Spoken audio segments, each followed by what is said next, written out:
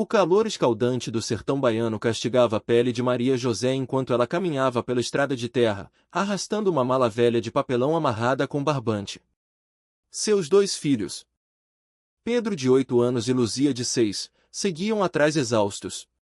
O suor escorria pelo rosto magro da mulher de 42 anos, misturando-se com lágrimas silenciosas que ela tentava esconder das crianças. Na mão trêmula, Maria segurava o papel amassado onde se lia: Sítio da Jurema, Estrada do Angico, quilômetros 1, município de Paulo Afonso. Este era o endereço da propriedade do seu irmão desaparecido, Antônio José, conhecido como Tonho, que partirá 15 anos atrás para garimpar e nunca mais dera notícias. A declaração oficial de desaparecimento chegará junto com a notificação de despejo do pequeno quarto onde moravam em Petrolina. Demitida da fábrica de costura após 12 anos de trabalho, Maria José contará as moedas da lata de leite em pó pela terceira vez naquela manhã. R$ 78 não bastariam para mais um mês de aluguel, muito menos para alimentar duas bocas famintas. A carta de dispensa ainda queimava em seu peito, guardada no sutiã junto com a certidão de nascimento das crianças. Reestruturação da empresa, diziam. Mas ela sabia que a fábrica apenas substituiria mulheres de meia idade por jovens que aceitariam salários ainda mais baixos. A noite anterior havia sido especialmente difícil. Pedro chorara silenciosamente ao vê-la empacotar os poucos pertences que possuíam. O menino entendia mais do que ela gostaria. Sabia que estavam sendo despejados, que não havia mais dinheiro, que o arroz e o feijão tinham acabado há 2 dias. Luzia, mais nova, ainda mantinha a inocência da infância, perguntando se iam passear na roça. Como quando visitavam a prima em Juazeiro. Mãe, tá longe ainda? Perguntou Pedro com a voz fraca. Não, meu filho, logo a gente chega, respondeu ela, tentando soar confiante enquanto escondia mão com os últimos trocados no bolso do vestido remendado. Seus sapatos gastos afundavam na areia vermelha. As crianças caminhavam descalças para economizar os únicos calçados que possuíam. Maria José parou por um instante e ofereceu o último gole d'água do cantil para os filhos dividirem. A sede apertava sua garganta, mas ela engoliu seco. Seu estômago roncava de fome. Não comia desde a manhã do dia anterior, guardando pouco que tinham para as crianças. O sol ainda castigava suas costas quando ela ergueu o rosto para o céu implacavelmente azul, sem nenhum sinal de nuvens. Uma prece silenciosa escapou de seus lábios ressequidos. Meu Deus, não deixe meus filhos passarem mais fome. Me dê força. Ao dobrar uma curva, avistaram finalmente o sítio. Um pedaço de terra ressequida, cercado de arame frouxo. Uma casa de taipa pequena, com o telhado parcialmente desabado. Ao lado, um poço seco e alguns mandacarus resistindo ao calor. O portão de madeira pendia por uma única dobradiça enferrujada, balançando com o vento quente que levantava a poeira. Maria José sentiu o coração apertar. Na cidade, a miséria tinha alguma dignidade. Um teto, por mais precário que fosse, água encanada mesmo que irregular, a possibilidade de uma caridade inesperada. Ali estavam sozinhos, enfrentando a natureza implacável, a terra que nada dava. Sem cobrar um preço em sangue e suor. É aqui que vamos morar, mãe? Perguntou Luzia, olhando assustada para a casa caindo aos pedaços. Maria José sentiu o estômago contrair. Aquilo era tudo que restara, sua última esperança. É sim, filha. Vai ficar bom logo, você vai ver. A casa vista de perto era ainda pior do que parecia à distância. As paredes de barro tinham rachaduras por onde o vento passava livremente. Parte do telhado desabara sobre o que seria a cozinha, deixando vigas de madeira expostas, retorcidas pelo tempo. Na parede externa, manchas escuras indicavam que o fogo já lambera aquela construção algum dia. O interior da casa era sufocante. O chão de terra batida levantava poeira a cada passo. As paredes de barro tinham rachaduras profundas e os poucos móveis deixados para trás, uma mesa cambada, 2 bancos de madeira e uma cama sem colchão, estavam tomados pelo tempo.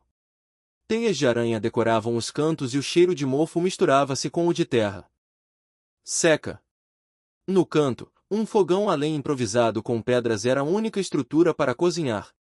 Pedro, sempre prático, já examinava o lugar, verificando a estabilidade das paredes, tocando o teto com cautela onde conseguia alcançar.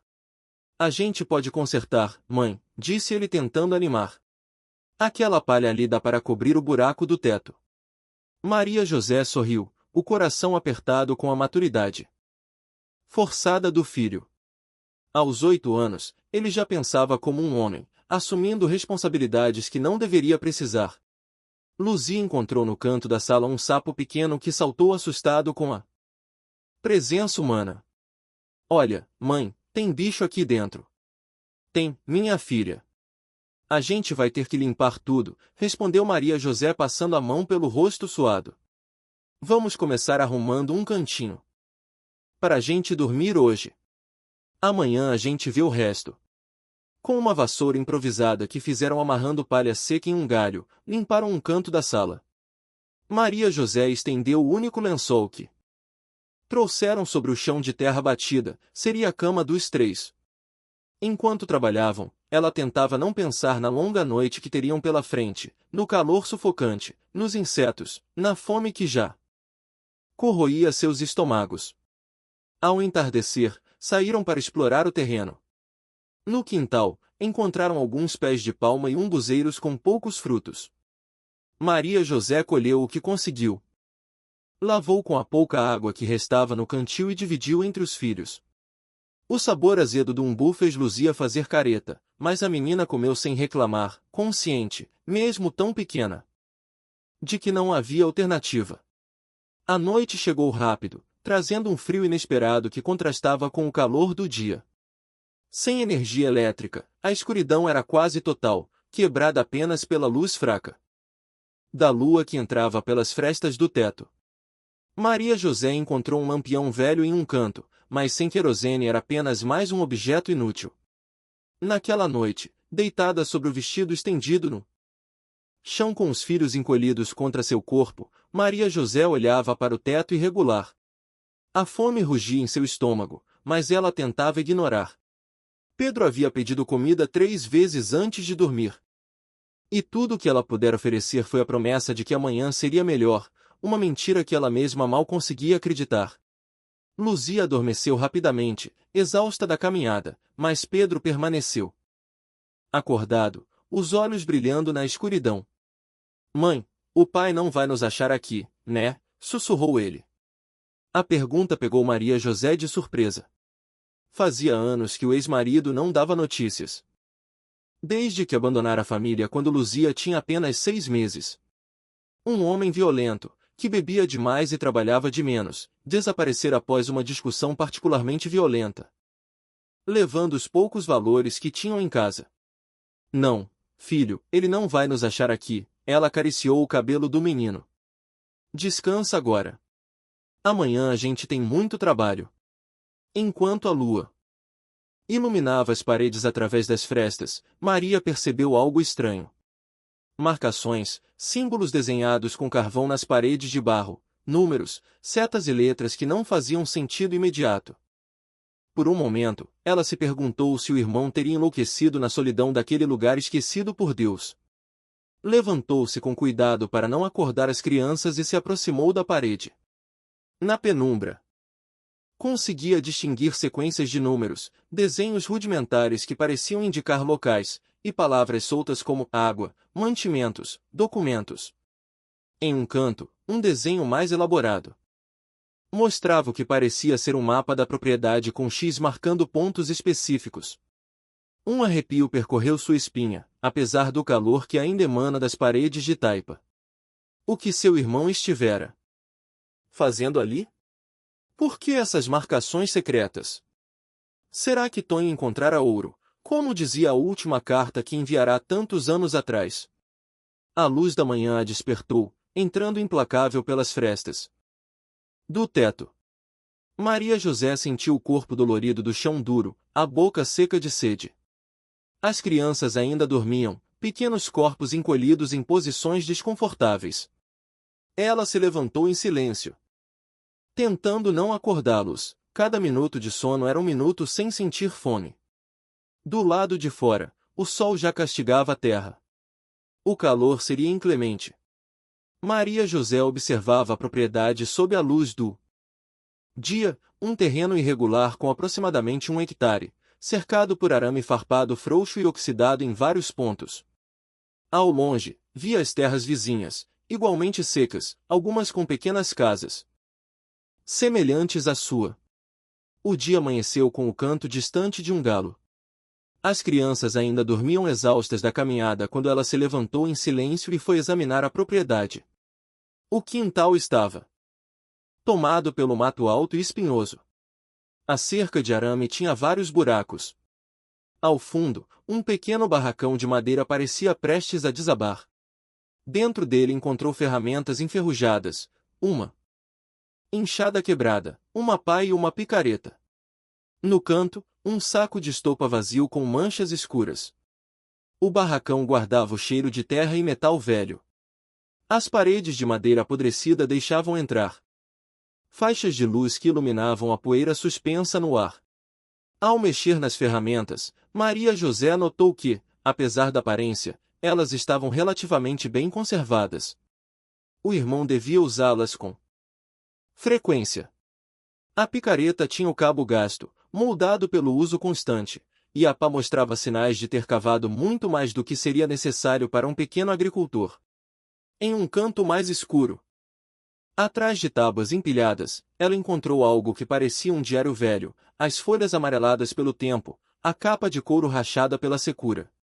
Ao abri-lo, viu páginas e páginas de anotações em uma caligrafia apertada que reconheceu como a do irmão. Muitas entradas eram datas seguidas por números que pareciam coordenadas e observações crípticas, terceira escavação infrutífera.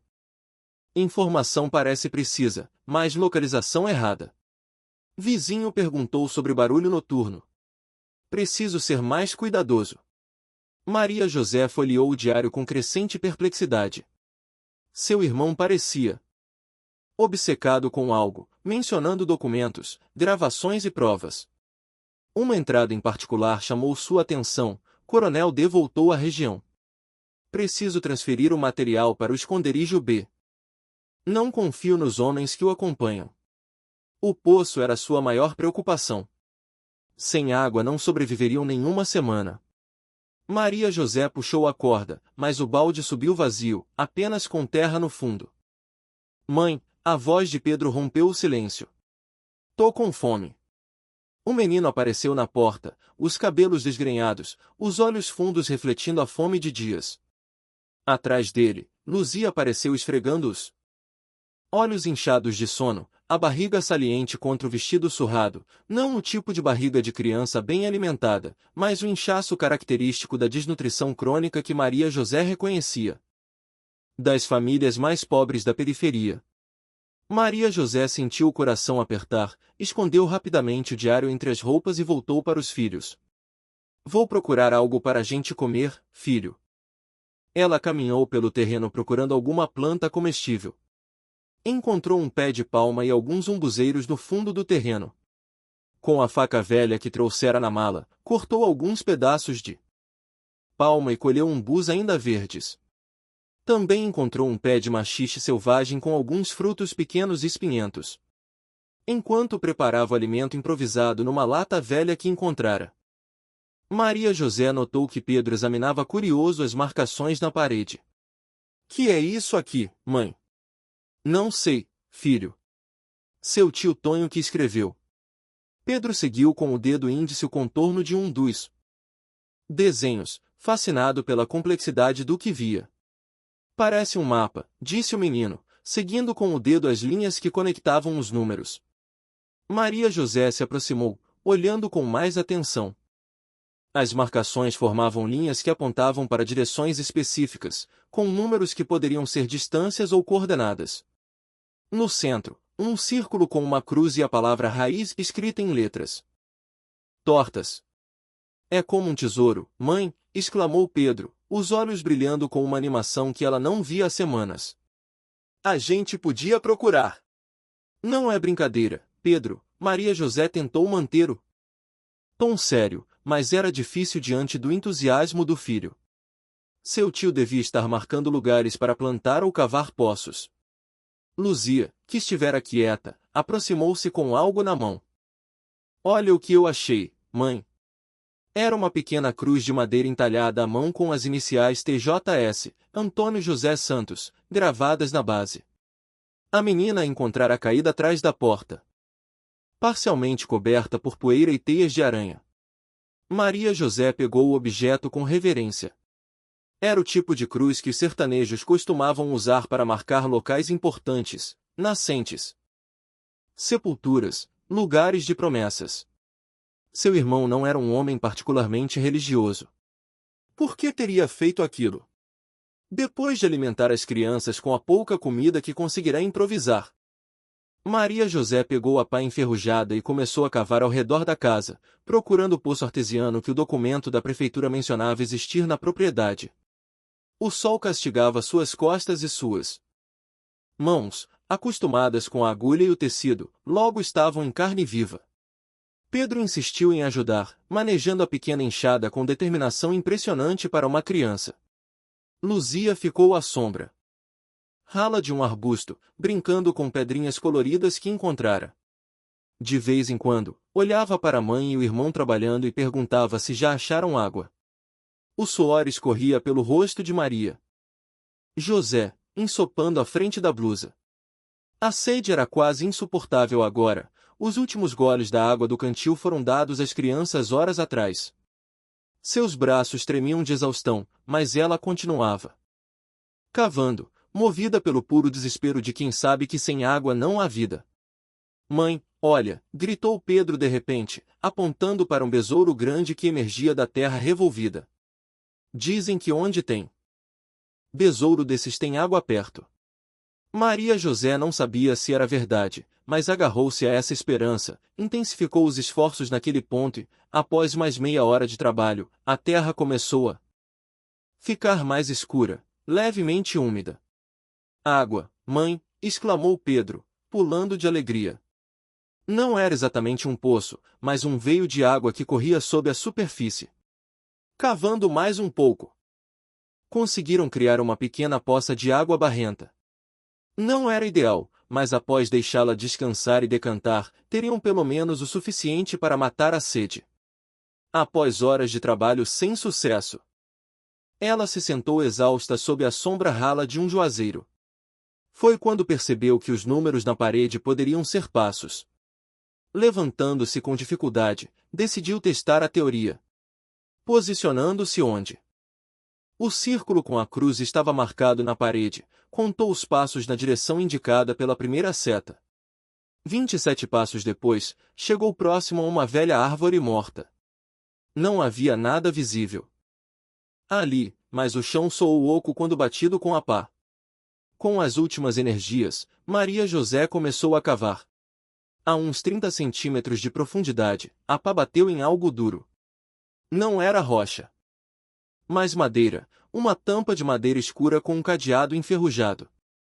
A descoberta a eletrizou. Por um momento, esqueceu a fome, a sede, o cansaço. Com renovado vigor, ampliou o buraco ao redor da tampa para poder vê-la melhor. Era uma construção cuidadosa, feita para durar, madeira de lei tratada com algo que parecia breu ou piche para resistir à umidade, dobradiças de metal maciço. Um cadeado grande que, apesar da ferrugem superficial, ainda parecia sólido. Seu coração disparou. O que seu irmão teria escondido ali? Pedro se aproximou, os olhos arregalados de espanto. É um tesouro, mãe. Eu falei que era um mapa do tesouro. Não sabemos o que é, Pedro. Maria tentou acalmar o entusiasmo do filho, mas sua própria voz traía a excitação. Pode ser só um lugar onde seu tio guardava sementes ou ferramentas. Mas no fundo sabia que não era isso. Ninguém esconde ferramentas com tanto cuidado, a 30 centímetros de profundidade com um cadeado daquele tamanho. Ela tentou mover a tampa, mas estava firmemente presa pelo cadeado. Precisaria de algo mais forte que a pá para abri-la. O sol já começava a descer e ela decidiu que era melhor voltar para casa e retomar a investigação no dia seguinte com as ferramentas adequadas. Antes de ir, cobriu o buraco novamente, disfarçando-o com terra e folhas secas. Aquela descoberta era importante demais para arriscar que alguém a encontrasse antes dela. A noite caiu enquanto Maria José ainda contemplava a tampa de madeira. Os filhos dormiam famintos na casa. Ela prometera que traria algo melhor no dia seguinte. Com a picareta encontrada no barracão, quebrou o cadeado enferrujado após várias tentativas. A tampa era pesada, mas conseguiu levantá-la o suficiente para ver o que havia dentro. Uma escuridão úmida recebeu junto com um cheiro forte de terra molhada. Maria José usou um graveto com um pedaço de pano encharcado de querosene como tocha improvisada para iluminar o buraco. Era uma cisterna antiga e no fundo, refletindo a luz trêmula, água limpa e fresca. Graças a Deus, murmurou ela, lágrimas de alívio escorrendo pelo rosto marcado pelo sol. O buraco era mais profundo do que esperava, uns 3 metros até a superfície da água. As paredes foram cuidadosamente reforçadas com tijolos de adobe em um trabalho meticuloso que deve ter levado semanas. Uma escada rudimentar feita de madeira e corda descia até um pequeno patamar acima do nível da água. Tonho havia criado não apenas um poço, mas um abrigo subterrâneo. Maria José deixou escapar um suspiro de admiração pela engenhosidade do irmão. Com uma cisterna dessas, cuidadosamente escondida e protegida, ele garantiria a água mesmo nos períodos mais secos. Usando um balde velho que encontrara no barracão, amarrado a um pedaço de corda, conseguiu retirar água suficiente para encher o cantil e uma lata maior que servirá de reservatório. O primeiro gole de água fresca foi como um milagre em sua garganta ressequida. Com cuidado, desceu alguns degraus da escada improvisada, testando a resistência. A madeira rangeu, mas suportou seu peso.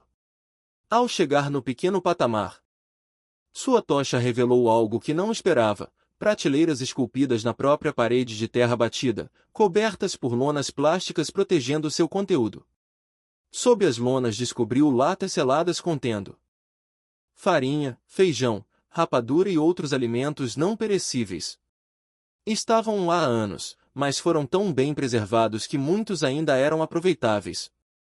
Seu irmão havia criado uma verdadeira despensa subterrânea preparada para tempos de escassez extrema. Mas o que realmente chamou sua atenção foi uma caixa metálica no canto mais afastado do patamar.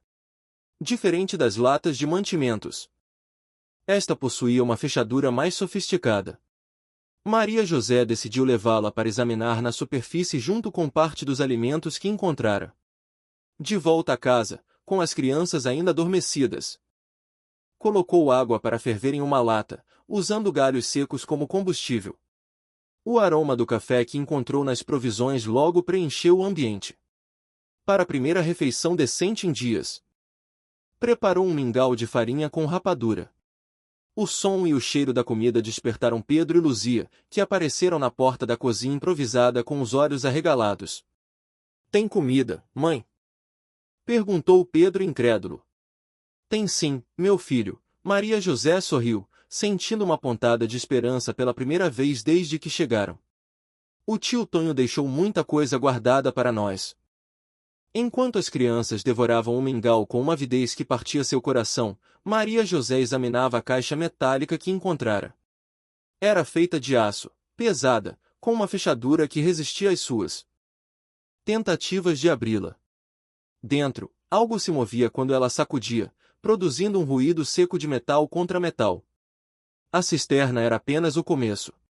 No dia seguinte, seguindo outras marcações nas paredes, Maria José descobriu um pequeno depósito de ferramentas melhores, enterrado perto do barracão, e, mais importante, um saco de sementes de feijão, milho e abóbora protegido em uma lata de querosene enterrada sob o piso do barracão. Seu irmão havia deixado recursos escondidos por todo o terreno. Mas por quê? Por que não deixá-los simplesmente dentro da casa? A pergunta a atormentava. Enquanto trabalhava para melhorar suas condições Com as ferramentas encontradas, consertou o telhado o suficiente para não deixar a chuva entrar caso viesse. Limpou o espaço ao redor da casa, arrancando o mato alto e espinhoso para evitar animais peçonhentos. Pedro a ajudava com entusiasmo renovado, especialmente nas escavações que seguiam o mapa do tesouro, como ele chamava as marcações nas paredes. Cada nova descoberta revelava mais sobre o irmão desaparecido. Em um esconderijo perto da cerca dos fundos encontraram roupas masculinas dobradas cuidadosamente, protegidas em sacos plásticos. Em outro, próximo ao pé de juazeiro, uma caixa contendo algumas ferramentas menores, linhas de pesca, anzóis e outros itens de sobrevivência. Tonho parecia ter preparado a propriedade, não apenas para viver, mas para se esconder e resistir a um longo período de isolamento. Maria José começou a desenvolver uma teoria inquietante: seu irmão não estava apenas se escondendo, mas se preparando para algo. A preocupação com esconderijos múltiplos, o cuidado em proteger e preservar recursos, as anotações crípticas no diário, tudo sugeriam um homem que temia perseguição. 3 dias após a chegada, com a casa minimamente habitável e a despensa abastecida com os alimentos encontrados, Maria José finalmente conseguiu um momento de tranquilidade para examinar melhor o diário. As crianças dormiam saciadas pela primeira vez em semanas e ela sentou-se à luz de um lampião improvisado, virando as páginas amareladas com cuidado. As anotações de Tonho eram esparsas no início, relatando principalmente trabalhos na propriedade, construção da cisterna, plantio. Mas cerca de um ano após sua chegada, o tom mudava drasticamente. Março de 1992. Encontrei o homem que R mencionou em Juazeiro. Ele confirmou a existência dos documentos. Disse que estão escondidos em uma antiga base próxima à divisa com Pernambuco. Preciso ser extremamente cauteloso. Pessoas desapareceram por muito menos. Páginas adiante, uma entrada ainda mais perturbadora. 15 de julho de 1992, hoje fiz contato com J. Ele trabalhou como motorista para o Coronel D. durante 3 anos. Confirma tudo o que suspeitávamos. A operação foi muito maior do que jamais divulgado. Dezenas de camponeses foram executados, não apenas guerrilheiros, famílias inteiras. J me entregou fotografias e relatórios que salvou da queima de arquivos. Vou esconder tudo até ter o conjunto completo de provas. Maria José sentiu um calafrio. A guerrilha do Araguaia, ela se lembrava vagamente das histórias que circulavam quando era adolescente sobre comunistas e militares se enfrentando no interior do país. Seu irmão parecia estar investigando eventos relacionados àquele período obscuro da história brasileira.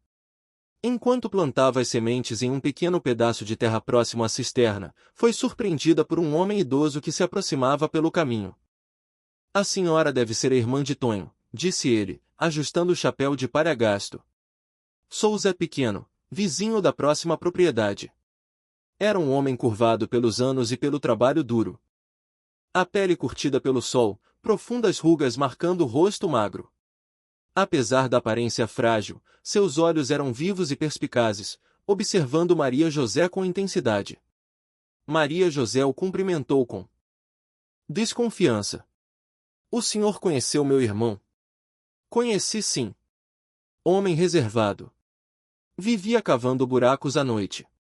Muita gente achava que era maluco, mas eu sabia que ele tinha suas razões. O velho olhou ao redor como se verificasse se estavam sozinhos. A senhora sabe por que ele veio parar aqui, não sabe? Perguntou em voz baixa. Para garimpar, foi o que ele disse na última carta. Zé Pequeno soltou uma risada curta e sem humor. Garimpo era só o começo. Tonho encontrou algo que não devia, algo do tempo dos militares. Maria José sentiu um calafrio percorrer sua espinha. Apesar do calor, como assim? Há uns 15, 16 anos, seu irmão trabalhava em uma obra grande, uma barragem no Rio São Francisco. Eles encontraram um arquivo antigo, documentos e outras coisas que alguém tinha escondido durante a ditadura. A maioria dos operários não deu importância, mas seu irmão, que sabia ler bem, entendeu o que era aquilo. Depois disso, ele comprou esse pedaço de terra e sumiu do mapa. O velho se apoiou em sua bengala improvisada de madeira, aproximando-se mais para falar ainda mais baixo. Seu irmão me ajudou quando precisei. Meu neto estava doente. Sem remédio, e Tonho apareceu com dinheiro para comprar medicamento na cidade. Nunca perguntei de onde vinha o dinheiro, mas ele disse uma vez que encontrou ouro, não em veios na terra, mas em barras, escondido junto com papéis importantes. O velho olhou novamente ao redor antes de continuar. Tem gente poderosa que ainda procura o que Tonho escondeu. Coronel aposentado que mora na cidade grande. Toda vez que aparece por aqui, vem com capangas armados. A senhora deveria ter cuidado. O senhor acha que Maria José hesitou, a voz falhando, que fizeram algo com meu irmão. O velho ergueu os ombros em um gesto resignado. Quem mexe com segredos enterrados, às vezes acaba enterrado também. Ele se endireitou, preparando-se para partir. Minha casa é aquela ali, depois da curva do riacho seco. Se precisar de ajuda, é só chamar. Mas tome cuidado com quem conversa por aqui. Tem gente que vende informação pro coronel por um punhado de moedas. Antes que Maria José pudesse fazer mais perguntas, o velho se despediu e partiu, deixando-a com mais dúvidas do que respostas. Naquela noite, após as crianças adormecerem, examinou as paredes com mais atenção. As marcações pareciam formar um padrão mais complexo do que imaginara inicialmente. Não eram apenas indicações de onde estavam escondidos os suprimentos, mas um mapa elaborado com pontos específicos marcados com símbolos diferentes. No centro de uma das paredes, quase invisível sob a camada de fuligem, encontrou uma série de números que pareciam coordenadas e abaixo deles uma frase escrita em letras miúdas, onde o rio encontra a pedra do sacrifício, 15 passos ao norte da Cruz Quebrada. A frase a intrigou. Não havia rio corrente por perto, apenas o leito seco de um riacho que provavelmente só levava água durante as raras chuvas torrenciais. E que pedra seria essa? Quanto à Cruz Quebrada, poderia ser uma referência a algum cemitério ou local de tragédia. Como era comum no sertão. Maria José percebeu que para desvendar o mistério deixado pelo irmão, precisaria conhecer melhor a região. As marcações nas paredes eram apenas parte do quebra-cabeça. O restante estava espalhado pela paisagem árida ao redor. A luz fraca do lampião tentou abrir novamente a caixa metálica encontrada na cisterna. Após várias tentativas frustradas, lembrou-se da pequena cruz de madeira que Luzia encontrara. Examinando-a com mais cuidado, percebeu que a base podia ser removida, revelando uma pequena chave escondida em uma cavidade.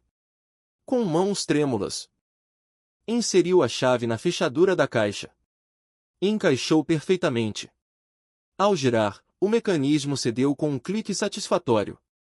Dentro da caixa, envoltos em plástico e pano encerado para proteger da umidade, estavam vários itens: um maço de cartas amarradas com barbante, fotografias em preto e branco, um pequeno gravador de fitas cassete já bastante antiquado e algumas fitas. No fundo, algo que fez seu coração saltar, um saquinho de couro contendo 6 pequenas barras de ouro, cada uma do tamanho de um dedo mínimo, com marcações militares estampadas. O sol mal havia nascido quando Maria José ouviu o som de um carro se aproximando. Ela se levantou rapidamente e espiou pela fresta da janela quebrada. Uma caminhonete preta empoeirada parou próximo à cerca. Dela desceram 3 homens, um senhor de cabelos grisalhos, usando um chapéu panamá e óculos escuros, e 2 homens mais jovens com aparência de seguranças. A poeira vermelha levantada pelas rodas do veículo ainda não havia assentado completamente. O motor permaneceu ligado, como se estivessem prontos para partir a qualquer momento. O homem de chapéu panamá ajustou o cinto onde Maria José vislumbrou o que parecia ser o coldre de uma arma parcialmente escondido pelo paletó leve que usava apesar do calor. Sentindo perigo, Maria José acordou as crianças. Fiquem quietinhos. Não façam barulho, sussurrou. colocando-os embaixo da mesa quebrada. Não saiam daí até eu mandar. Rapidamente escondeu a caixa metálica e o diário ter uma tábua solta que descobrira no chão da casa. Seu coração batia acelerado enquanto os passos pesados se aproximavam da porta. As batidas na porta foram firmes. Maria José respirou fundo e abriu, tentando parecer casual, embora suas mãos tremessem levemente. Bom dia, disse o homem de cabelos grisalhos, com um sorriso que não alcançava os olhos.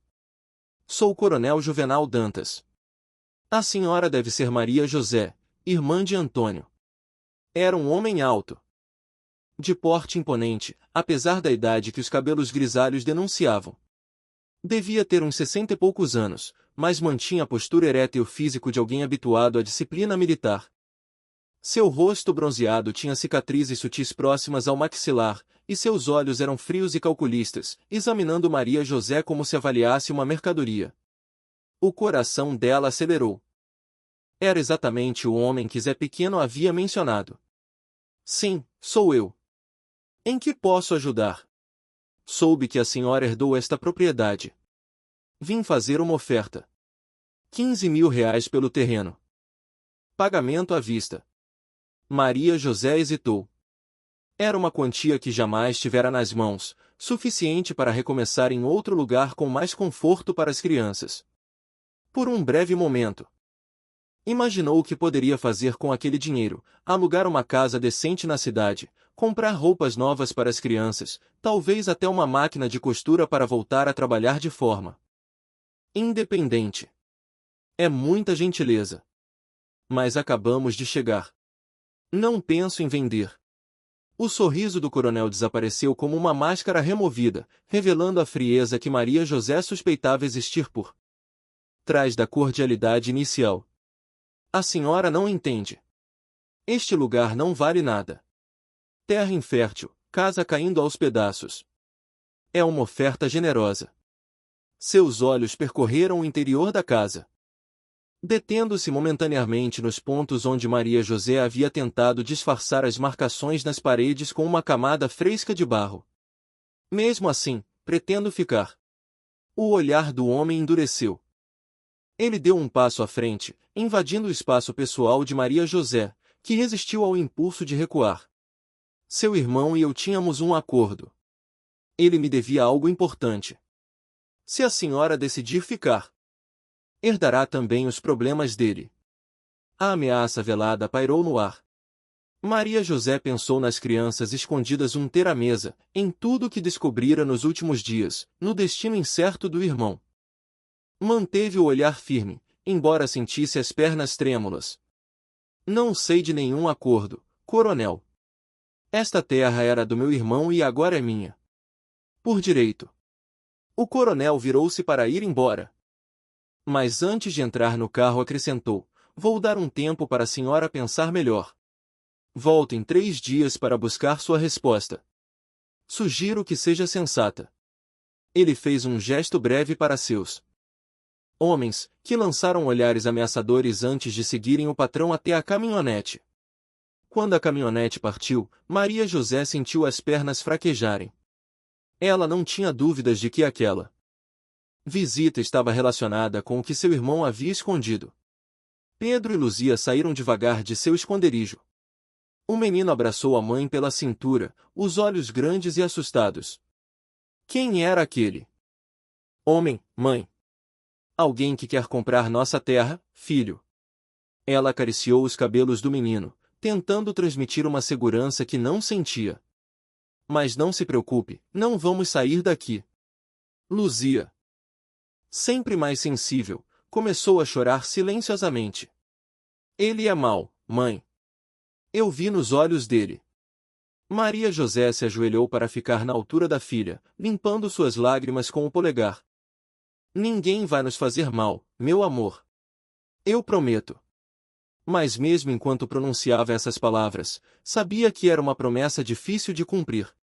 O coronel não parecia o tipo de homem que aceitava não como resposta, especialmente de uma mulher sozinha, com 2 filhos pequenos, sem recursos ou proteção. Naquela tarde, ignorando o calor brutal, voltou a examinar as marcações nas paredes. A frase sobre onde o rio encontra a pedra do sacrifício parecia uma referência a algum lugar específico. Se o coronel estava tão interessado na propriedade a ponto de oferecer uma quantia tão alta, o que seu irmão escondera devia ser algo extremamente valioso ou perigoso. Foi Pedro quem deu a pista. Mãe, o seu Zé falou que tem uma cachoeira seca perto daqui. Os índios faziam ritual lá muito tempo atrás.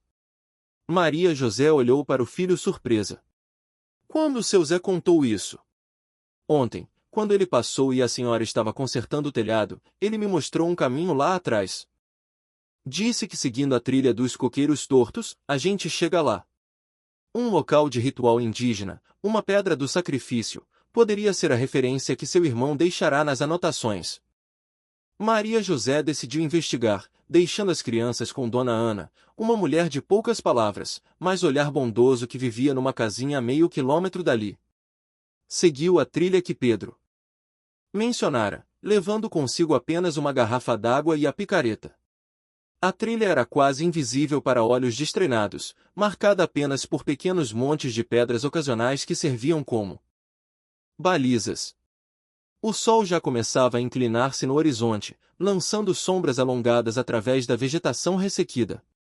Cigarras cantavam incessantemente e ao longe um gavião planejava em círculos, pacientemente à espera de alguma presa desprevenida.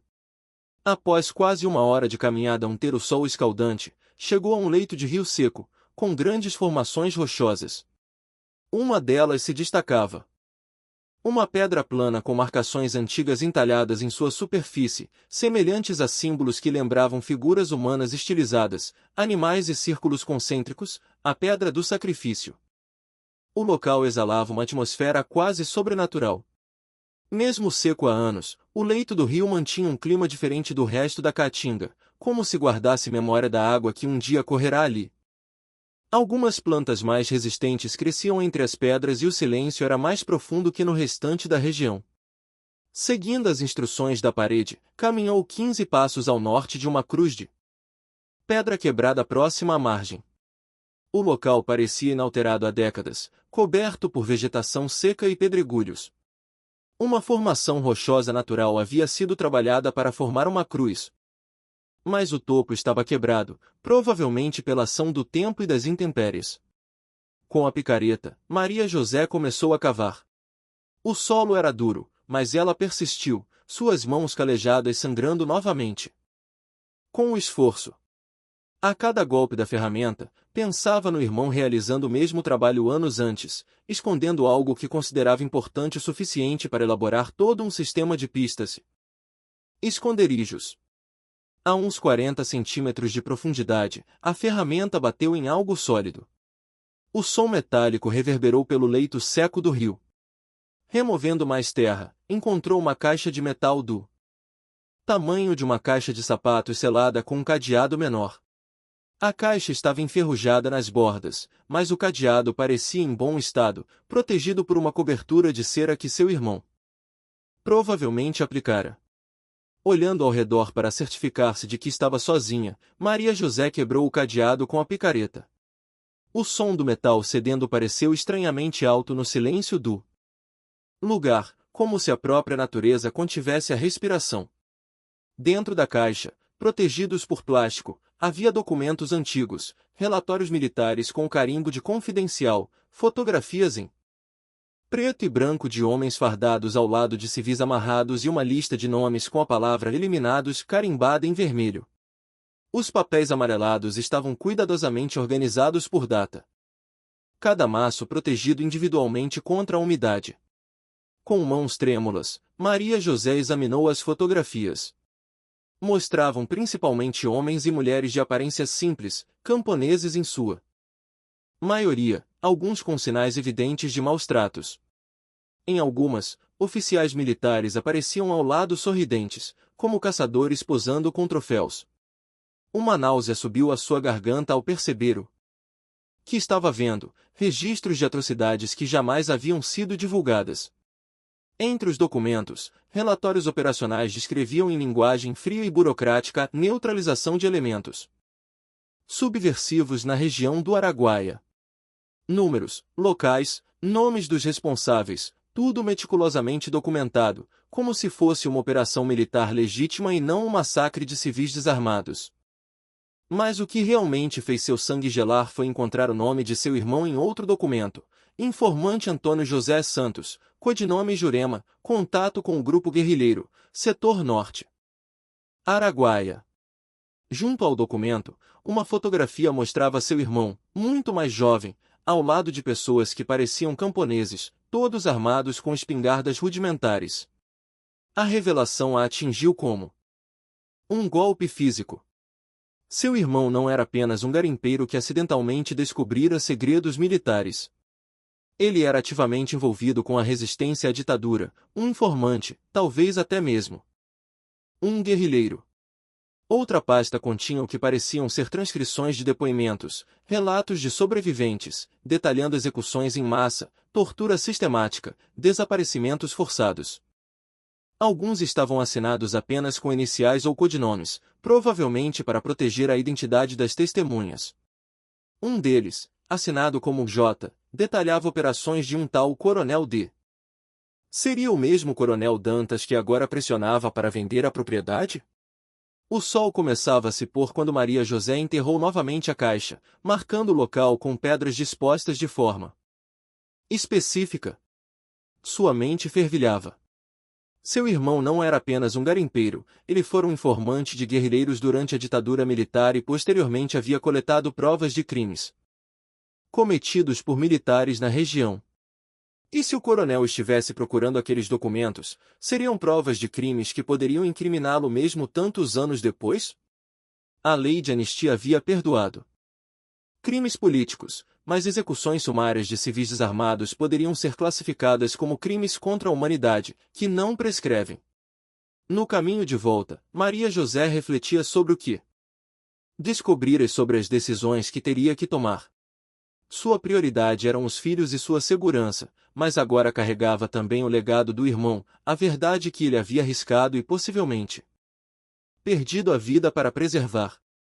O crepúsculo tingia o céu de vermelho e dourado quando chegou à casa. As crianças já haviam retornado de Dona Ana e brincavam no terreiro limpo.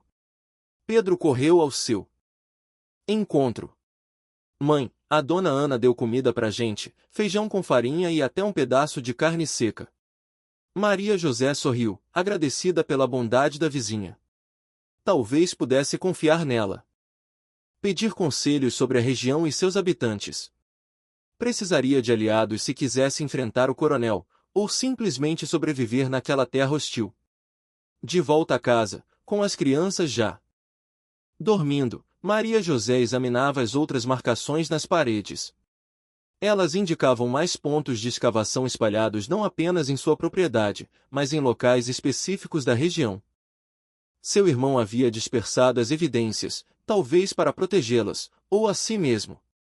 Além dos mapas, havia séries de números que pareciam coordenadas, referências a locais usando nomes em código e até mesmo citações bíblicas que provavelmente indicavam algum tipo de sistema de codificação. Tonho havia sido extremamente metódico, criando um sistema que somente alguém que conhecesse a região e estivesse disposto a seguir todas as pistas poderia decifrar completamente. Entre os escritos, uma frase se destacava sublinhada 2 vezes: a gruta guarda o coração do segredo. Não havia mais explicações, apenas aquela afirmação enigmática. Maria José não tinha conhecimento de nenhuma gruta na região, mas se as outras pistas haviam levado a descobertas concretas, esta também deveria ter um significado real. Naquela noite, ela mal conseguiu dormir, pensando no perigo que agora rondava sua família e na decisão que precisaria tomar. As opções eram limitadas e nenhuma parecia completamente segura. Poderia aceitar a oferta do coronel e ir embora, abandonando as provas e a chance de justiça. Poderia continuar investigando, arriscando atrair ainda mais a atenção do coronel. Ou poderia tentar entregar as provas às autoridades, mas quem garantiria que estas não estavam também comprometidas com os criminosos do passado? No pequeno rádio a pilha que encontrara entre os pertences do irmão, conseguiu sintonizar uma estação de petrolina que transmitia as notícias da noite. Entre informações sobre a safra de manga e as previsões de chuva sempre escassas, uma notícia chamou sua atenção: Comissão Nacional da Verdade investiga novos relatos sobre desaparecidos políticos na região do Araguaia. O locutor explicava que uma comissão especial do governo federal estava recolhendo depoimentos e provas sobre crimes cometidos durante a ditadura militar. Era a primeira vez que Maria José ouvia falar dessa comissão e uma centelha de esperança se acendeu em seu peito. Talvez houvesse um caminho para fazer justiça sem colocar a si mesma e aos filhos em perigo imediato. Mas antes que pudesse considerar essa possibilidade mais a fundo, ouviu um barulho vindo do lado de fora da casa. Apagou rapidamente o lampião e se aproximou da janela. Espiando pela fresta com cautela, na penumbra da noite sem lua, distinguiu a silhueta de um homem examinando o terreno ao redor da casa. Não parecia ser o coronel ou um de seus capangas. A figura era mais franzina, movendo-se com o cuidado de quem não quer ser descoberto. Maria José pegou-a picareta que mantinha ao lado da cama improvisada e se posicionou perto da porta, pronta para defender as crianças se necessário. Os passos se aproximaram, seguidos por uma batida suave na madeira. Não o golpe autoritário do coronel, mas um toque quase hesitante. Dona Maria, uma voz baixa chamou. É o Zé Pequeno. Preciso falar com a senhora. É urgente. Ela respirou aliviada ao reconhecer a voz do vizinho idoso, mas manteve a picareta em mãos enquanto abria a porta. O que houve, seu Zé? O velho entrou rapidamente, olhando por sobre o ombro como se temesse ser seguido. O coronel voltou à cidade. Está no hotel reunido com o delegado e mais 2 homens que ninguém conhece. Ele baixou ainda mais a voz. Ouvi dizer que vão revistar essa propriedade amanhã. Com ou sem sua permissão. Estão procurando documentos que seu irmão escondeu. O sangue de Maria José gelou. Ela ainda não havia tido tempo de processar tudo o que descobrira, muito menos de decidir o que fazer com as provas. Como o senhor sabe disso? Minha sobrinha trabalha na cozinha do hotel. Ouviu a conversa enquanto servia café. O velho hesitou. Dona Maria, eles estão falando que tem um mandado de busca, mas todo mundo sabe que o delegado é amigo antigo do coronel. Não vai ser uma busca oficial. E o que o senhor sugere que eu faça? Zé Pequeno a estudou por um momento. Como se avaliasse sua determinação. A senhora já encontrou o que seu irmão deixou? Maria José hesitou. Confiava no velho até certo ponto. Ele havia sido gentil e prestativo, mas não sabia até onde poderia revelar. Encontrei algumas coisas, documentos, principalmente. O velho a fitou como se confirmasse algo que já suspeitava. Se a senhora quiser manter esses documentos seguros, conheço alguém que pode ajudar.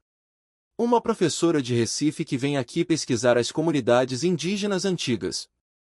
Ela tem contatos com jornalistas, gente que pode fazer bom uso desses papéis sem colocar a senhora em perigo. E como eu encontro essa pessoa? Ela está hospedada na casa da minha filha em Jatobá, perto da divisa.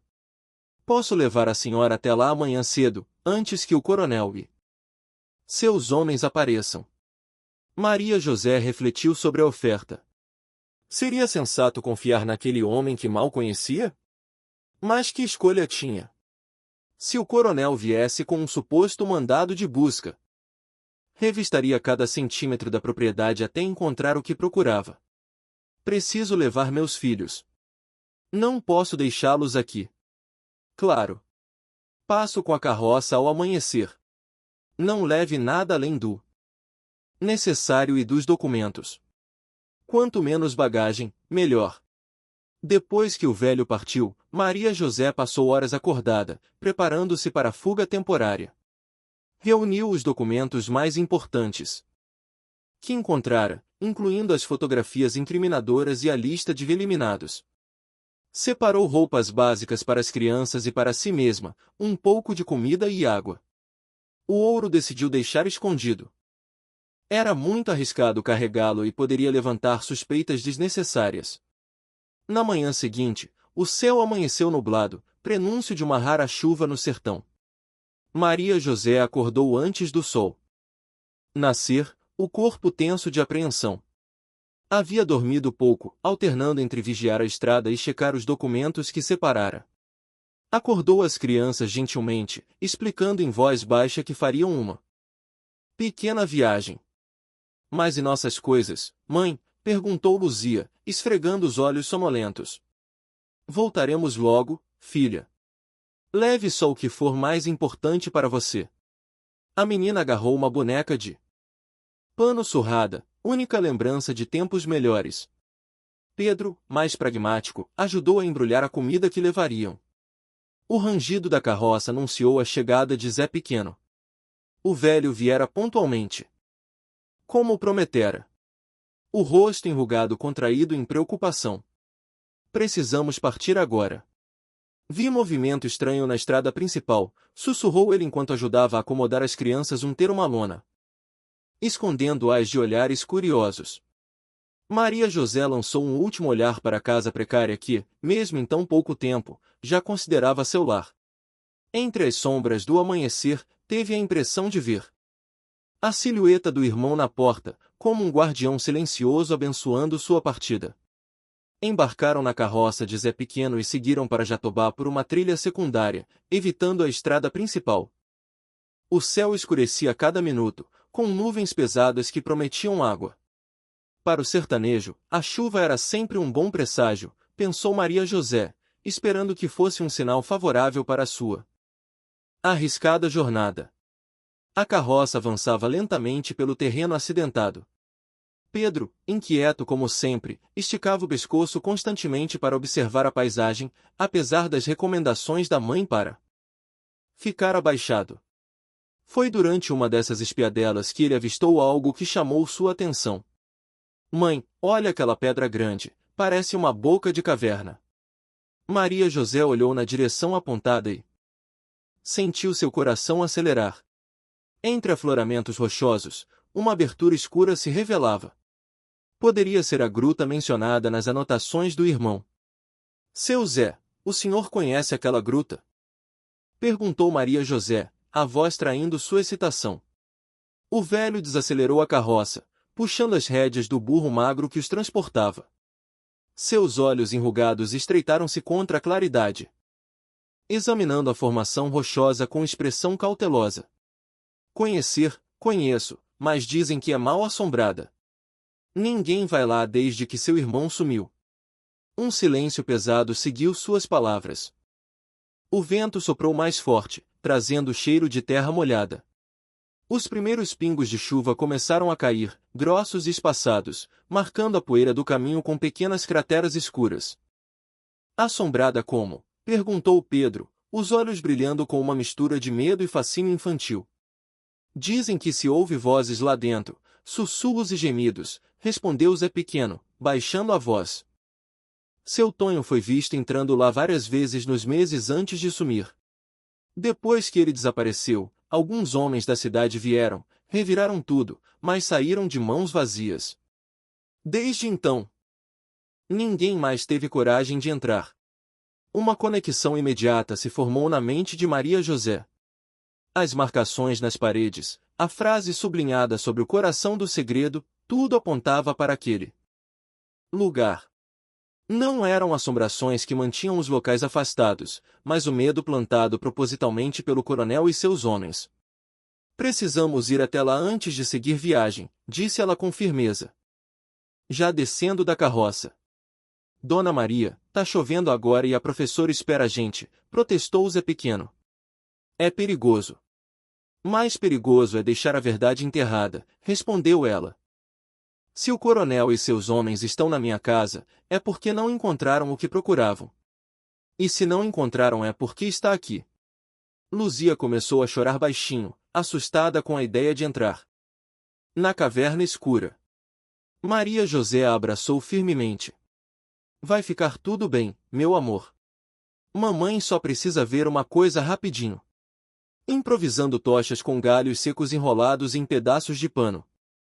Embebidos em querosene que Zé Pequeno carregava para emergências, prepararam-se para entrar na gruta. A chuva agora caía constante, formando cortinas d'água que escorriam pela entrada da caverna. As crianças podem esperar na carroça, sugeriu Zé. Não, protestou Pedro. Quero ir junto. Posso ajudar? Maria José hesitou, dividida entre proteger os filhos e mantê-los ter suas vistas. Finalmente, decidiu que seria mais seguro manter a família unida.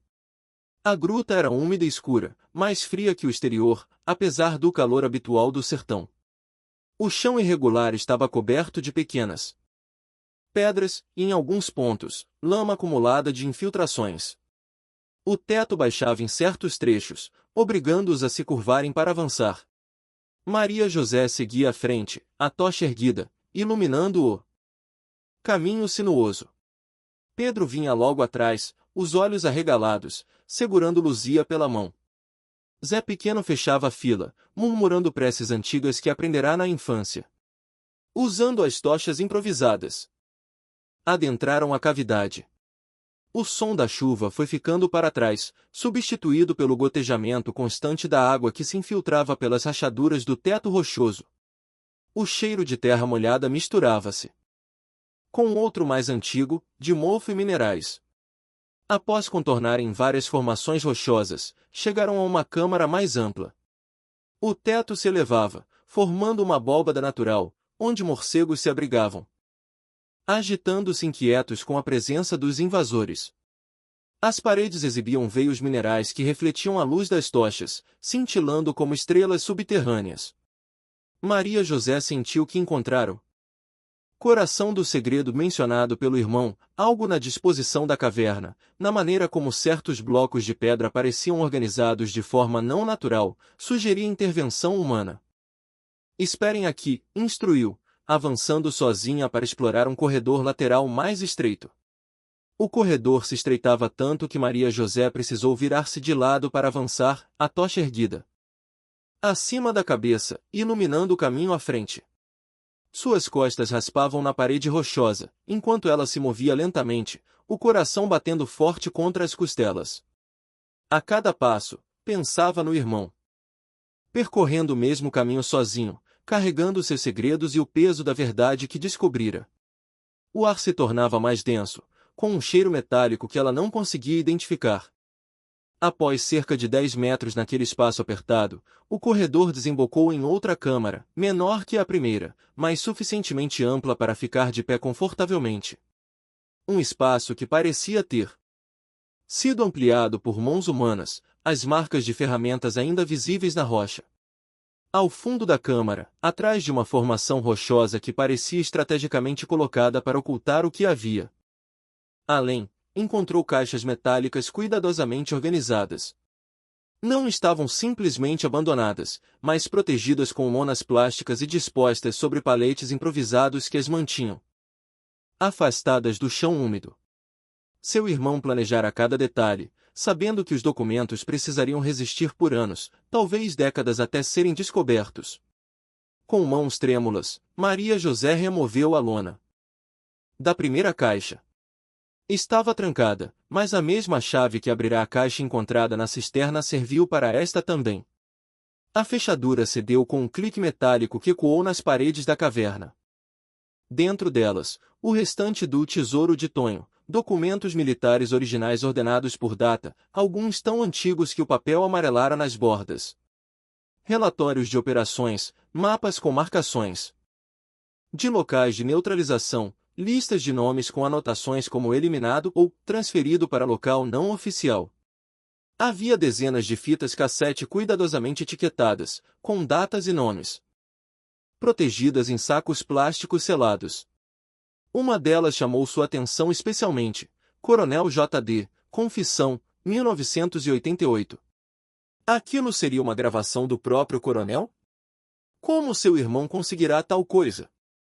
Em outra caixa menor e mais pesada, encontrou o que imaginou ser o verdadeiro motivo da perseguição implacável do coronel: barras de ouro com inscrições militares, pelo menos 20 delas. Cada uma do tamanho aproximado de um sabonete. Junto delas, Um envelope contendo fotografias que documentavam a origem do ouro, imagens de militares confiscando bens de famílias camponesas, de caixas sendo transportadas em veículos oficiais e de uma reunião onde homens uniformizados dividiam o espólio entre si. Tonho havia documentado meticulosamente não apenas as atrocidades cometidas, mas também a corrupção que as acompanhava. Uma árvore de crimes que, se exposta, derrubaria não apenas o coronel, mas toda uma estrutura de poder que se mantinha desde os tempos da ditadura.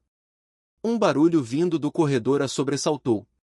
Vozes preocupadas de Pedro e Zé Pequeno a chamavam. Mãe, está tudo bem?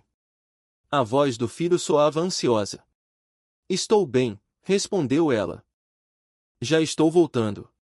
Rapidamente, Maria José selecionou os documentos que pareciam mais importantes, algumas das fitas, incluindo a que mencionava a confissão do coronel, e 2 das barras de ouro. Colocando tudo numa sacola de lona que encontrou dobrada em uma das caixas.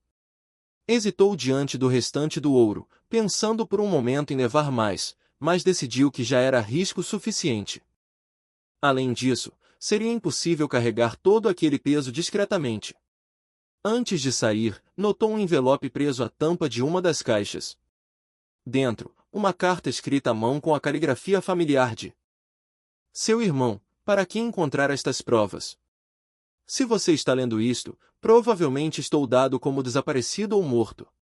Estas caixas contêm evidências de crimes cometidos por militares, autoridades durante e após a ditadura na região do Araguaia. Pessoas inocentes foram torturadas, mortas e tiveram seus bens roubados. Famílias inteiras desapareceram, comunidades foram destruídas. Coletei estas provas ao longo de anos, muitas vezes arriscando minha vida. Gravei depoimentos, recuperei documentos que seriam queimados, fotografei evidências antes que fossem enterradas para sempre. O ouro aqui guardado foi roubado de camponeses acusados injustamente de apoiar guerrilheiros. Foi desviado por oficiais corruptos para enriquecimento próprio. Nunca usei nenhuma parte dele. Para mim, pois é manchado de sangue inocente. Peço que estas provas cheguem a jornalistas ou autoridades que possam fazer justiça. Se você é minha irmã, Maria José, como espero que seja, saiba que sempre acreditei que um dia a verdade viria à luz. Com amor e esperança, Tonho. Lágrimas escorreram pelo rosto de Maria José enquanto dobrava a carta e a guardava junto ao peito. Seu irmão sabia que seria perseguido, talvez morto, mas ainda assim continuará sua missão. Não podia fazer menos que honrar seu sacrifício. Rapidamente retornou para onde Zé e as crianças esperavam. A expressão no rosto dela deve ter revelado a importância do que encontrara, pois ninguém fez perguntas enquanto se apressavam para sair da gruta. Assim que saíram da gruta, o som de motores quebrou. O silêncio da chuva que ainda caía. Escondidos atrás de rochas, observaram a caminhonete do coronel passando em direção à propriedade, as rodas levantando lama na estrada encharcada. Maria José reconheceu o coronel no banco do passageiro, acompanhado por pelo menos 4 homens armados. Bem na hora, murmurou Zé. Vamos antes que voltem. Correram para a carroça, tentando não deixar rastros visíveis na lama. A chuva, que agora caía mais forte, era sua aliada, apagando suas pegadas e diminuindo a visibilidade na estrada. Maria José abraçou as crianças contra se unter a lona, que os protegia precariamente da água, a sacola com as evidências firmemente presa entre os braços. Seu coração batia tão forte que tinha certeza de que os filhos podiam ouvi-lo. Eles vão nos encontrar, mãe, sussurrou Pedro, os olhos grandes fixos no rosto da mãe. Não, filho, a chuva vai esconder nosso caminho, respondeu ela com uma confiança que não sentia. Zé Pequeno conduzia a carroça por uma trilha alternativa, afastando-se da estrada principal. O velho conhecia a região como a palma de sua mão enrugada, cada atalho, cada vereda que serpentava entre as formações rochosas e a vegetação espinhosa da caatinga. O burro magro avançava com dificuldade pelo terreno agora lamacento, mas seguia firme, como se também compreendesse a urgência da situação. Seu Zé, o senhor tem certeza de que essa professora é confiável? Perguntou Maria José após alguns minutos de silêncio tenso. Conheço Helena há anos, respondeu ele, sem desviar os olhos do caminho. Ela vem estudando a região desde os tempos da faculdade. Ajudou muita gente por aqui, tem contatos importantes. Se alguém pode fazer chegar esses documentos a quem deve, é ela. A viagem até Jatobá levou quase 3 horas por aqueles caminhos alternativos, o dobro do tempo normal.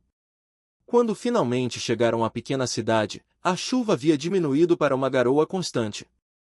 As ruas de terra transformadas em lamaçais dificultavam ainda mais a progressão da carroça. Zé Pequeno os levou até uma casa simples, mas bem conservada nos arredores da cidade. Uma mulher de meia-idade os aguardava na varanda como se tivesse sido avisada de sua chegada. Em Jatobá encontraram a professora Helena, uma mulher de meia-idade com cabelos grisalhos presos em um coque severo. Olhos penetrantes por trás de óculos de armação simples e fala direta que não perdia tempo com rodeios. Sua postura ereta e movimentos decididos revelavam uma personalidade forte, habituada a enfrentar dificuldades. Entrem rápido, disse ela, olhando nervosamente para a rua. Não é seguro ficarem expostos. A casa, embora modesta por fora, surpreendeu Maria José por dentro. As paredes estavam cobertas de livros em estantes improvisadas, mapas antigos e fotografias de sítios arqueológicos.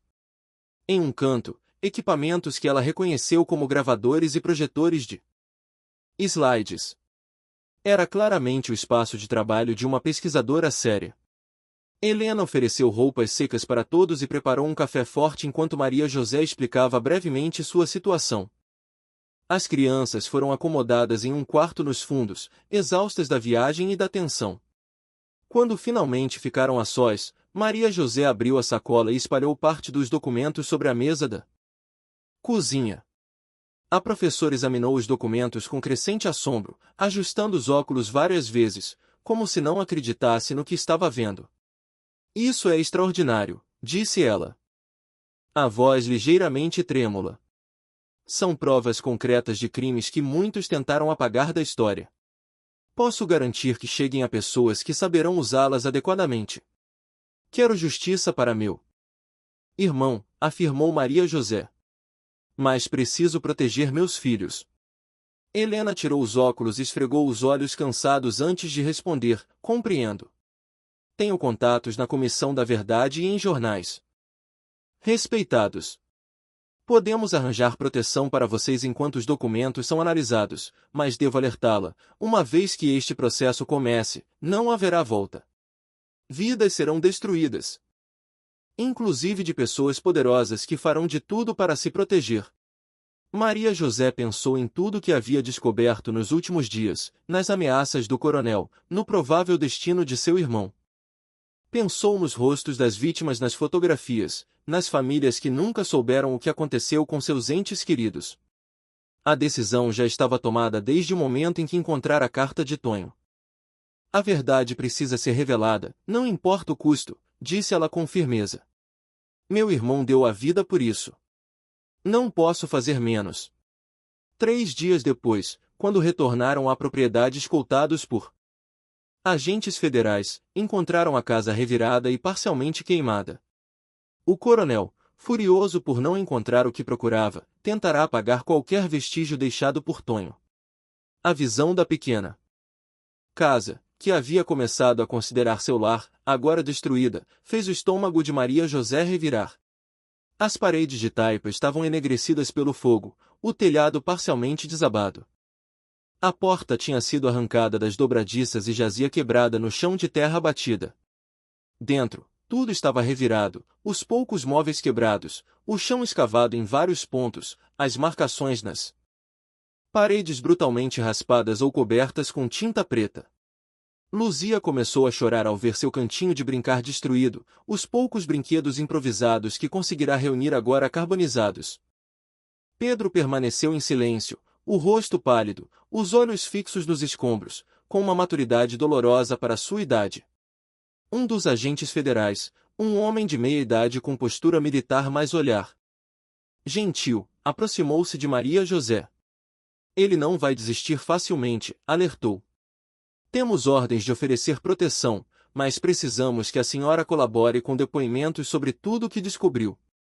E as crianças? Perguntou ela, a voz baixa para que os filhos não ouvissem. Não quero que passem por mais perigo. Podemos oferecer acomodações seguras em Recife enquanto durar a investigação. Seus filhos poderão até mesmo frequentar a escola lá temporariamente. Maria José olhou mais uma vez para o que restara de sua casa, para os rostos assustados dos filhos e para a sacola com os documentos e gravações que provavam os crimes do coronel e seus comparsas. Pensou nas famílias das vítimas que, como ela, talvez nunca soubessem o que acontecerá com seus entes queridos se aquelas provas não viessem à luz. Farei o que for preciso, respondeu Maria José. Meu irmão deu a vida por essa verdade. Não vou deixar que tenha sido em vão. Os dias seguintes foram um turbilhão. Maria José e as crianças foram levadas para uma casa segura em Recife, onde agentes federais montaram guarda. Ela passou horas em depoimentos, descrevendo detalhadamente tudo o que encontrara. Os locais dos esconderijos, as marcações nas paredes, as evidências na gruta. A equipe de investigação, composta por agentes federais e membros da Comissão da Verdade, ouvia atentamente. Gravando cada palavra, fazendo anotações, ocasionalmente interrompendo para pedir esclarecimentos. As fitas cassete eram particularmente valiosas. Técnicos especializados trabalhavam para recuperar e aprimorar o áudio, revelando conversas incriminadoras, confissões casuais de crimes hediondos, discussões sobre divisão de bens confiscados ilegalmente. A voz do coronel Dantas estava presente em muitas delas, facilmente identificável por peritos em reconhecimento vocal. À noite, exausta dos interrogatórios, Maria José passava o tempo com os filhos tentando criar alguma normalidade em suas vidas. Pedro e Luzia estavam matriculados em uma escola local e, aos poucos, a rotina começava a acalmá-los, mas as noites ainda eram difíceis, marcadas por pesadelos e sobressaltos ao menor ruído. Nas semanas seguintes, os documentos encontrados por Maria José causaram um verdadeiro terremoto político. O coronel Juvenal Dantas foi indiciado por múltiplos crimes, incluindo tortura, assassinato e ocultação de cadáveres. Outros militares mencionados nos documentos também passaram a ser investigados. Figuras que por décadas haviam se considerado intocáveis agora viam seus nomes estampados em manchetes, seus crimes expostos, suas carreiras destruídas. As reportagens ocupavam o noticiário nacional. Maria José acompanhava tudo de longe, protegida no anonimato da casa segura. Havia decidido, com o apoio dos procuradores, não expor publicamente seu rosto ou nome para minimizar riscos futuros. Nos noticiários, era referida apenas como o familiar de uma das vítimas que encontraram os documentos. A gruta revelou o verdadeiro tesouro, gravações em que o próprio coronel se gabava de execuções e detalhava operações clandestinas, incluindo o desvio de ouro e outros valores apreendidos de supostos subversivos. Entre os relatos, encontraram menções a Tonho e seu destino. Aquele curioso metido herói, dizia a voz do coronel em uma das fitas, o tom embriagado e desdenhoso facilmente reconhecível. Achou que podia reunir provas contra nós. Garantimos que não falará mais nada. A fita continuava com detalhes sobre como Tonho havia sido capturado. Tentando contatar um jornalista, como fora interrogado por dias antes de finalmente sucumbir às torturas. O coronel ria enquanto descrevia como o corpo fora enterrado em uma vala comum junto com outros subversivos em uma fazenda isolada próxima à divisa com Alagoas. Maria José chorou ao ouvir o destino do irmão, finalmente confirmado após tantos anos de incerteza. Era doloroso. Mas havia também um estranho alívio em saber a verdade, em poder finalmente processar o luto que estivera suspenso por mais de uma década.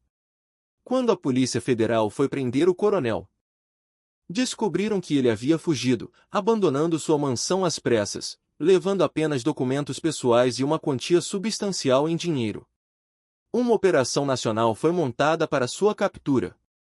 com seu rosto estampado em todos os aeroportos, rodoviárias e postos de fronteira.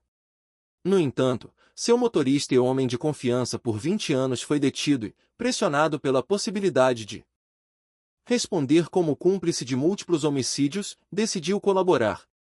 Ele revelou o local onde vários corpos haviam sido enterrados, exatamente a fazenda mencionada na gravação. Uma equipe de antropologia forense foi enviada ao local.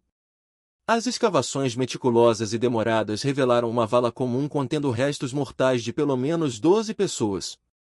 Entre eles, os restos mortais de Antônio José foram identificados através de exame de DNA comparado com amostras fornecidas por Maria José. Finalmente, seu irmão poderia ter um funeral digno, seus restos mortais devidamente sepultados, com uma lápide que registrasse seu nome e suas datas de nascimento e morte. Não mais um desaparecido, mas alguém cuja história poderia ser contada e lembrada. 4 meses após o início da investigação, com a situação relativamente controlada e vários dos acusados já detidos, as crianças puderam retornar para a propriedade. Uma equipe de policiais ajudou na reconstrução da casa com materiais melhores que os originais. O poço artesiano foi propriamente instalado, garantindo água limpa e constante. As marcas da destruição foram gradualmente apagadas, substituídas por novas memórias. Os vizinhos, inicialmente cautelosos por medo de associação com os problemas da família, aos poucos se aproximaram, oferecendo ajuda, trazendo mudas de plantas para o quintal, partilhando refeições. A história de Tonho, longe de ser um segredo vergonhoso, tornará-se motivo de orgulho local, um homem simples que enfrentará poderosos em nome da verdade.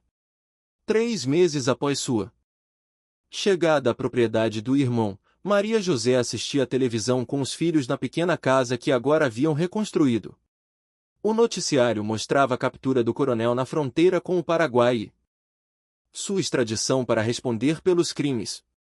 A imagem do coronel, agora de cabelos completamente brancos e aparência abatida, algemado e escoltado por policiais federais, contrastava drasticamente com a figura imponente e arrogante que ameaçara Maria José naquele primeiro encontro. Seu império de medo desmoronara completamente. Seu tio era um homem corajoso, disse ela às crianças que observavam a cena com expressões solenes. Ele acreditava que a verdade precisava ser conhecida, não importa quanto tempo levasse. Ele era certo, né, mãe? Perguntou Pedro, seus olhos refletindo uma compreensão além de sua idade. Era, filho. A verdade sempre encontra um caminho. Com o ouro recuperado, legitimamente entregue às autoridades e depois parcialmente devolvido à família como indenização, Maria José construiu um poço artesiano que beneficiava não apenas sua família, mas várias propriedades vizinhas. O sistema de distribuição de água, simples mas eficiente, transformava a vida naquele pedaço esquecido do sertão, onde cada gota era preciosa. O restante foi destinado a um fundo para as famílias das outras vítimas identificadas nos documentos. Algumas haviam passado décadas sem saber o destino de pais, filhos ou irmãos. Agora, além da verdade, recebiam um pequeno reconhecimento material pelo sofrimento suportado. A senhora poderia ter ficado com tudo, comentou Dona Zefa durante uma visita em que trouxera mudas de plantas medicinais para o quintal de Maria José. Ninguém saberia. Eu saberia, respondeu Maria José simplesmente.